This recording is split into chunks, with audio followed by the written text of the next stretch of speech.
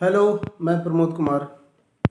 देखो, आज का जो वीडियो बनाने का कारण मेरा बना है, उसमें एक 11th के बच्चे ने मुझसे क्वेश्चन करा कि सर मैं 11 में पढ़ रहा हूँ, करीब 11th लास्ट होने वाला है मेरा, 12th में चला जाऊँगा कुछ दिन के बाद। तो 12th की पढ़ाई तो बोर्ड के लिए भी करनी है और नीट के लिए भी करनी है, सही बात है। लेकिन दोनों के बीच में सामंजस्य कैसे बनाएं कि जिससे कि बोर्ड भी कवर हो जाए और साथ साथ नीट भी निकल जाए। तो मैंने उन्हें बताया कि देखो, सबसे पहली बात है कि जब आप 11th में पढ़ रहे थे उस समय की बातों को याद कीजिए। तो 11th में जैसे ही आपने पढ़ना शुरू करा था तो 3 सब्जेक्ट आपको पढ़ने के लिए दिया गया होगा, जिसमें फिजिक्स, केमिस्ट्री, बायोलॉजी। बायोलॉजी के 2 सब टॉपिक के रूप में हो गए, बॉटनी और जूलॉजी के रूप में। तो इस तरह से फाइनल बोलोगे तो 4 सब्जेक्ट आपको हो गया। तो 4 सब्जेक्ट को पढ़ने में, चूंकि आप नीट की तैयारी कर रहे हो तो आपको बायोलॉजी पढ़ने में बड़ा मजा आता होगा। ज़्यादातर बायोलॉजी के टीचर आपको अच्छे भी लगते होंगे, उनकी बात अच्छा पसंद पड़ता होगा, इस तरह से बायोलॉजी सीख भी जाते होंगे जल्दी से। लेकिन आपको मैं सजेस्ट करना चाहता हूँ कि फिजिक्स पे सबसे पहले फोकस करना है आपको, क्योंकि फिजिक्स में बच्चों की थोड़ी सी प्रॉब्लम होती हैं जो बायोलॉजी पढ़ते हैं वो। चूँकि मैं भी बायोलॉजी पढ़ा हूँ, मैं भी तैयारी करता था, कभी समय था तो उस समय हमें भी थोड़ी फिजिक्स में दिक्कत आती थी, और उसी दिक्कत के कारण मैं आज टीचर भी बना हूँ। नहीं तो मैं भी डॉक्टर रहता, बिल्कुल सी बात है। लेकिन आप ऐसा मेरी तरह गलतियाँ ना करके फिजिक्स को बेहतर करोगे। अब बात रहेगी फिजिक्स को ठीक कैसे करें। तो देखो, NCERT book physics, chemistry, botany, zoology चारों पढ़ने होते हैं। लेकिन फिजिक्स में बात आती है कि स्ट्रेटजी बनाने की, कि जो पार्टिकुलर एनसीईआरटी है यदि उसे पढ़ना शुरू करोगे तो आप बेहतर रूप से सीख नहीं पाओगे। इसके लिए क्या करना होता है कि आपको जो कोचिंग ले रहे हो या स्कूल में पढ़ रहे हो तो अपने टीचर से सहायता लेना पड़ेगा। उनका जो बनाया गया नोट्स है या जो भी बोर्ड पे बताते हैं उस पे ध्यान देना पड़ेगा। ध्यान कैसे दें? तो सबसे पहले तो आपको है कि क्लास में कंसस होकर के उनकी बातों को सुनना है। सुनने के बाद जो उन्होंने नोट्स बनवाया उसको तो आपने उस समय लिखा ही, लेकिन घर आकर के उसको फर्दर रिवीजन कर करके अपने अनुसार एक शॉर्ट नोट तैयार कर लेना है। उसके बाद क्या करना है कि जो आप कोचिंग में पढ़ते हो तो कोचिंग भी बुक प्रोवाइड करता है, नहीं तो मार्केट में different types of book available होते हैं। कोई एक बुक खरीद लेना है जो एनसीईआरटी बेस्ड है ना। उस बुक का ही सॉल्यूशन को आपको बनाना होगा। जो टॉपिक खत्म हो जाए, 11 से कंसर्न कर रहा हूँ अभी, जो टॉपिक खत्म हो जाए उस टॉपिक से को पढ़ने के बाद उससे रिलेटेड जितने भी क्वेश्चन हैं, पार्टिकुलर एक बुक को ही रखना है आपको। कई तरह के बुक को नहीं रखना है, नहीं तो एक भी बुक नहीं सीख पाओगे। मान लिया कि आपके इंस्टीट्यूट ने जो बुक प्रोवाइड करा उसमें भी 100, 200, 300 क्वेश्चन रहते ही हैं इच टॉपिक का, तो उसी को रिवाइज करना है। तो जिससे क्या होगा कि जो कंसेप्ट टीचर ने आपको बताया या आपने पढ़ा वो कंसेप्ट क्लियर हो जाएगा। तो फर्स्ट टाइम में थोड़ा सा न्यूमेरिकल बनाओगे तो कुछ दिक्कत आएगा आपको। आपसे हो सकता है कि 30% ही सॉल्व होए, 40% ही सॉल्व होए। कोई कोई बच्चे रहते हैं 70, 80, 90 तक भी पहुंच जाते हैं। लेकिन चिंता आपको नहीं करना है। फर्स्ट टाइम में मान लिया 30% ही सॉल्व हुआ, वेल डन, कोई दिक्कत की बात नहीं। जब भी आपको कोई ऐसा समय मिले, जैसे कि किसी दिन छुट्टी रहती है या छुट्टी वाले दिन फेस्टिवल इत्यादि रहता है, उस समय उस चैप्टर को फर्दर रिवीजन कर लीजिए। आप देखोगे कि 30% फर्स्ट टाइम में बना था, सेकेंड टाइम थोड़ा सा उस टॉपिक को रिवाइज कर करके आप न्यूमेरिकल बनाना शुरू कर दिया तो स्वाभाविक है कि वो 50-60% में कन्वर्ट हो जाएगा। ऐसे भी आइडिया होता है कि किसी भी टॉपिक को जब तक 3 टाइम्स हम नहीं पढ़ते हैं वो बेहतर नहीं हो पाता है। तो कम से कम 3 टाइम्स तो पढ़ना ही पड़ेगा इस टॉपिक को, आपको उसको रिवाइज करना ही पड़ेगा। ये तो बात रही थोड़ी सी फिजिक्स से संबंधित। अब बात मैं करता हूँ केमिस्ट्री का। तो केमिस्ट्री को 3 पार्ट में बांटा हुआ है, inorganic, organic and physical chemistry.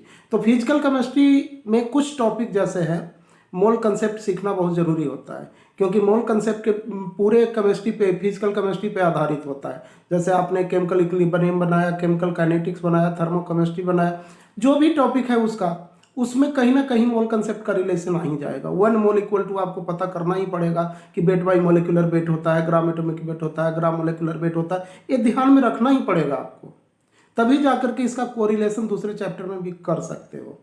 और बड़ी आसानी से जिस तरह से स्ट्रेटजी बनाया अपने फिजिक्स का कि थ्योरी पढ़ने के बाद फिर न्यूमेरिकल को हम बनाते हैं, जिसके कारण वो न्यूमेरिकल शुरू टाइम में तो थोड़ा कम बनता है, लेकिन सेकंड टाइम में फिर ऑटोमेटिकली वो ज़्यादा बनना शुरू हो जाता है। इस स्ट्रेटजी को बनाए रखना फिजिकल केमिस्ट्री में भी। बात रही ऑर्गेनिक इनऑर्गेनिक का, तो ऑर्गेनिक हो या इनऑर्गेनिक हो, उसमें एनसीईआरटी बुक पे ही फोकस करना है आपको। एनसीईआरटी बुक यदि 100% फोकस कर लेते हो तो जो आपके टीचर कुछ स्ट्रेटजी बना करके मैकेनिज्म इत्यादि बताते होंगे, पर्टिकुलर ऑर्गेनिक केमिस्ट्री की बात कर रहा हूँ, तो उस मैकेनिज्म पे फोकस कर सकते हो।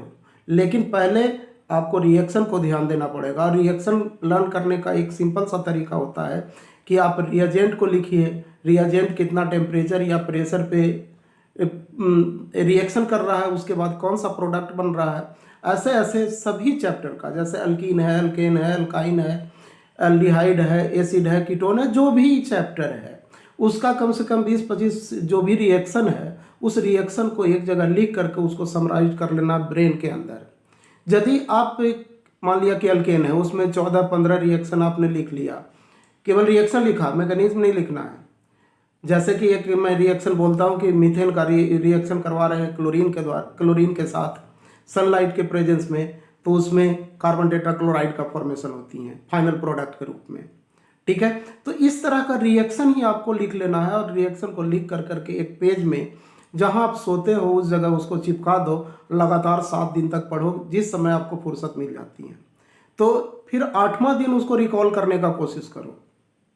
तो मैं समझता हूं कि उसमें से 60, 70, 80% आप रिएक्शन को बड़ी आसानी से रिकॉल कर पाओगे। ठीक है, और उसके बाद फिर उसका यदि समय मिलता है तो उसके मैकेनिज्म को भी पढ़ लीजिए, कि जैसे मैंने एग्जांपल दिया कि मीथेन क्लोरीन के साथ रिएक्ट करता है, तो रिएक्ट करने के बाद कार्बन टेट्राक्लोराइड बनता है सनलाइट के प्रेजेंस में, तो ये फ्री रेडिकल रिएक्शन है। तो फ्री रेडिकल रिएक्शन है, तो उसमें कैसे बॉन्ड टूटेगा, है ना, इसका कहानी समझ कर करके फिर उसका मैकेनिज्म को कंफर्म करके कार्बन टेट्राक्लोराइड को बना लेना है। इसी तरह से सभी रिएक्शन को उसमें इन्वॉल्व करना है। साथ साथ बात रही इनऑर्गेनिक केमिस्ट्री का, तो इनऑर्गेनिक केमिस्ट्री भी आपको एनसीईआरटी पे ही फोकस करना है। एनसीईआरटी से और कुछ ज़्यादा सीखना ही नहीं है इनऑर्गेनिक में। एनसीईआरटी यदि सीख लिया तो मैं समझता हूँ कि नीट में जिस तरह का क्वेश्चन पर प्रेजेंट टाइम में दे रहा है, आप 100% स्कोर करोगे। इसी तरह से ऑर्गेनिक केमिस्ट्री में भी यदि आप एनसीईआरटी बुक को फॉलो कर लेते हो 100%, तो उसमें भी अबाउट 95%, 98% क्वेश्चन सॉल्व कर पाओगे।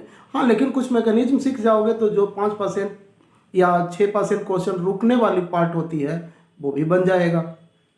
बाकी आपको फिजिकल एंड फिजिक्स में तो मैंने बता ही दिया कि थ्योरी पढ़ने के बाद आपको न्यूमेरिकल को बनाना ही बनाना है। अब बात रही बायोलॉजी का, तो बायोलॉजी के लिए तो कसम खा लो कि एनसीईआरटी एनी हाउ पढ़ना ही पढ़ना है। उसके एक एक लाइन को, एक एक पॉइंट को अंडरलाइन करके पढ़ना है, और ऐसा पढ़ना है कि आपको दिमाग में चले। जैसे मान लिया कि कोई चैप्टर आपको पढ़ाया जा रहा है, मान लिया कि मॉर्फोलॉजी इन फ्लावरिंग प्लांट पढ़ाया जा रहा है, तो फ्लावरिंग प्लांट में रूट को आप पढ़ रहे हो, तो आपको ध्यान में आना चाहिए कि टैप रूट कितना नंबर के फिगर में बना हुआ था, फाइब्रस रूट कितना नंबर के फिगर में बना हुआ था। अब बात रही मॉडिफिकेशन ऑफ रूट में, तो मान लिया कि वहाँ पे आप बात कर रहे हो ट्यूबरस रूट की बात कर रहे हो। जैसे कि आप एक एग्जांपल ट्यूबरस रूट का तो स्वीट पोटैटो दे दोगे, लेकिन एस्परागस के बारे में लिखा हुआ नहीं है, फासिकुलेटेड रूट के बारे में लिखा हुआ नहीं है, लेकिन आप फिगर में देखोगे एनसीईआरटी में तो बना करके एस्परागस का फिगर बना करके छोड़ रखा है जिसमें फासिकुलेटेड रूट मिलता है। तो उन फिगर पे भी फोकस करना पड़ेगा, साथ साथ सेंटेंस के लाइन पे भी फोकस करना पड़ेगा। हाँ, आप अपनी सुविधा को लेकर करके, कहने का मतलब कि एनसीईआरटी में कुछ लाइन होते हैं जो हार्ड होते हैं, उनका टर्म होता है जो हार्ड होता है, जो समझ से थोड़ा सा परे हो जाता है, अलग हो जाता है। तो उसके लिए आपको क्या करना है कि क्लास में जैसे ही अटेंटिव होकर के बैठते हो, टीचर की बात को सुनते हो, तो उस समय उनसे ज़रूर पूछिए, यदि टीचर उसको मर्ज नहीं कर पा रहे हैं तो। तो जिससे क्या होगा कि टीचर आपको बोर्ड टर्म के बारे में समझा देंगे, हम सब समझा देंगे तो बड़ी आसानी से टैकल कर लोगे। फिर आपको ज़्यादा से ज़्यादा पढ़ने की इच्छा होगी तो नोट्स बनाओगे, नोट्स बनाना नहीं है बल्कि टीचर का नोट्स पढ़ना है, नोट्स पढ़ोगे, लेकिन एनसीईआरटी को कभी मत छोड़ोगे। एनसीईआरटी 100% पढ़ना ही है। जिन टीचर के नोट्स में एनसीईआरटी फॉलो नहीं हो रहा है या बहुत ज़्यादा बियॉन्ड चले जा रहे हैं तो टीचर का नोट्स पढ़िए, बट बियॉन्ड वाले को छोड़ देना है। जो भी बाहर का पार्ट वो पढ़ा रहे हैं उनको छोड़ देना है, क्योंकि टीचर पढ़ाएंगे तो स्वाभाविक है कि पढ़ाते पढ़ाते जब वो लय में आते हैं तो कुछ ना कुछ एक्स्ट्रा बात बता ही देते हैं। तो एनसीईआरटी जैसे ही आप फॉलो करोगे तो आपको पता चल जाएगा कि टीचर ने हमारे कौन सा टर्म एक्स्ट्रा बता दिया है। उस एक्स्ट्रा वाले पार्ट को बड़ी आसानी से छोड़ करके आप जा सकते हो, क्योंकि प्रेजेंट टाइम में जो क्वेश्चन आती है ना वो टोटल एनसीईआरटी बेस्ड आती है। मतलब कि मैं गारंटी के साथ बोल रहा हूँ कि 95 to 98% तो एनसीईआरटी ही रहता है। केवल 5 to 5% ही मैक्सिमम आपको इधर उधर बायोलॉजी में हिलने की आवश्यकता पड़ती है। ओके, अब देखो इसको बेहतर और बेहतर बनाना है ना, तो क्या करना होता है कि जो 5% की बात मैं जो कर रहा था उसके लिए जो बुकलेट प्रोवाइड करी जाती है किसी भी इंस्टीट्यूशन का या मार्केट का, उसमें कुछ क्वेश्चन ऐसा रहता है असाइनमेंट में कि वो एक्स्ट्रा भी रहता है, तो वही बना लोगे तो बाहर का पढ़ना भी नहीं पड़ेगा आपको। इस तरह से एनसीईआरटी और क्वेश्चन खूब बनाइए बायोलॉजी का। जितना भी बुकलेट मिल जाए, जितना भी असाइनमेंट मिल जाए, जितना भी क्वेश्चन मिल जाए, सबको बनाइए, बहुत बेहतर हो जाएगा बायोलॉजी, है ना, मज़ा आ जाएगा। अब इसके बाद देखोगे कि कोई बच्चा 12th में पहुंच जाता है तो उसका प्रॉब्लम रहता है कि सर लास्ट वाले टाइम में कि सर मैं बोर्ड का भी तैयारी कर रहा हूँ और नीट का भी तैयारी करूँ, दोनों ही एक साथ कैसे कंफर्म करूँ। तो सो ईजी है, आप मेडिकल की तैयारी कर रहे हो, इसका मतलब ही हो रहा है कि बोर्ड का भी तैयारी कर रहे हो, क्योंकि जो आप एनसीईआरटी बुक पढ़ रहे हो या कोई दूसरा बुक पढ़ रहे हो, टीचर का नोट्स पढ़ रहे हो, तो उसमें पॉइंट वाइज तो लिखाते हैं। वो पॉइंट क्या चीज़ हो गया, ऑब्जेक्टिव क्वेश्चन को सॉल्व करने का तरीका हो गया। लेकिन उसी को जब समराइज कर दोगे, पूरे सेंटेंस में बना दोगे, 10 लाइन के सेंटेंस में, 20 लाइन के सेंटेंस में बना दोगे, सब्जेक्टिव तैयारी हो गया। इसलिए नीट का और बोर्ड की तैयारी करने के लिए अलग से कोई स्ट्रेटजी बनाने की आवश्यकता आपको होनी ही नहीं चाहिए, दोनों साथ साथ ही चलता रहेगा। हाँ, ज़्यादा से ज़्यादा कर सकते हो तो एनसीईआरटी बुक में जो क्वेश्चन दिया हुआ है यदि उसको सब्जेक्टिव के फॉर्म में आप बना लेते हो तो बोर्ड का तैयारी ऑटोमेटिकली हो जाती है आपकी, है ना। बाकी तो असाइनमेंट जो ऑब्जेक्टिव क्वेश्चन टाइप है उसमें 4 ऑप्शन वाले होते हैं, उसमें से एक को ऑप्शन को सेलेक्ट करना होता है, बस उसी पे लगे रहना होता है, ठीक है। लास्ट टाइम मैं बता रहा हूँ कि नीट कैसे निकलेगी। जब लास्ट का 2 मंथ या 2.5 मंथ बच जाए तो उसके बाद आप जो भी पढ़ चुके हो 11th या 12th में, वो आपको सब समराइज हो रहा है, उसका शॉर्ट नोट आपने बना करके रख लिया होगा। तो आपको शॉर्ट नोट पढ़ना बहुत ज़रूरी होगा जब टेस्ट देने जाओगे किसी भी इंस्टीट्यूशन में, मॉक टेस्ट के रूप में, फुल टेस्ट जिसको कहते हैं। तो फुल टेस्ट के समय तो पूरा सिलेबस आएगा, जब पूरा सिलेबस आएगा तो स्वाभाविक बात है कि आपको पूरे टॉपिक को कवर करना होगा। तो पूरा टॉपिक तो तुरंत कवर नहीं हो जाएगा, उसके लिए जो शॉर्ट नोट आप बनाते हो ना बहुत बेनिफिशियल होता है। एक फ्लैश मार लिया जाता है 1 घंटा 2 घंटा समय में, तो फील होता है, ऑटोमेटिकली फील होता है कि लगता है कि मैंने तो टोटल टॉपिक पढ़ करके जा रहा हूँ टेस्ट देने के लिए, इसलिए स्कोर बेहतर हो जाता है। और जो लास्ट वाले 2 मंथ की बात कर रहे थे उसमें पर डे आप एक ज़रूर मॉक टेस्ट दीजिए। वो मार्केट में बुक में भी अवेलेबल बहुत सारे बुक मिल जाते हैं जो कि 20 ईयर या 30 ईयर जो AIPMT या तो नीट का एग्जामिनेशन हुआ है इससे रिलेटेड क्वेश्चन रहते हैं, उसको बना डालिए, है ना। या तो कोई इंस्टीट्यूशन है जो बहुत सारे टेस्ट लेती रहती हैं, ऑल इंडिया टेस्ट लेती रहती हैं, स्पॉट टेस्ट लेती रहती हैं, इसी तरह से कई तरह के टेस्ट अलग अलग इंस्टीट्यूशन अलग अलग नाम से लेता रहता है। तो किसी 1-2 इंस्टीट्यूट का वो क्वेश्चन मंगवा करके आप उसको डेली बनाना है, मतलब एक टेस्ट तो डेली बन जाए।